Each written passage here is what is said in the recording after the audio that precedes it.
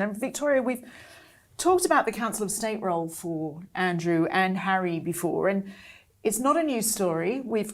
It's the 4th anniversary, believe it or not, of Mexit, the 1st anniversary coming up of the publication of Spare, and yet Harry and Andrew are still in the line of succession and both councillors of state. This seems bizarre. Well, the councillors of state thing is a quirk of the system because it's based on the line of succession. I don't think practically the councillor of state thing will ever really come up and be an issue, but obviously it does seem kind of strange that you've got 5 councillors of state and 3 of them are not working royals because Beatrice isn't. Can I just say, this is a red rag to Richard's ball. He feels very strongly I'm getting worked up as we speak. Okay. Yeah. Removing someone from the line of succession is a very big deal, and I don't think there's any reason to do that because none of the people who are not working royals in the line of succession are their place is going to go down over time. I don't think it's necessary for them to be removed from the line of succession, or that is, it's an incredibly huge thing to do that.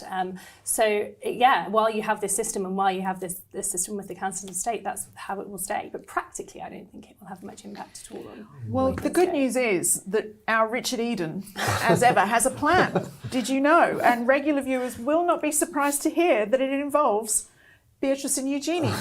Well, elaborate. Look, yes, Prince Andrew, Prince Harry may not be called upon to represent the king in any great hurry. That's true, but it's symbolic and it's ridiculous and offensive that they still are councillors of state. And King Charles could remedy this very easily, with he can ask Parliament to approve their removal, and it would be done. It's not an issue at all.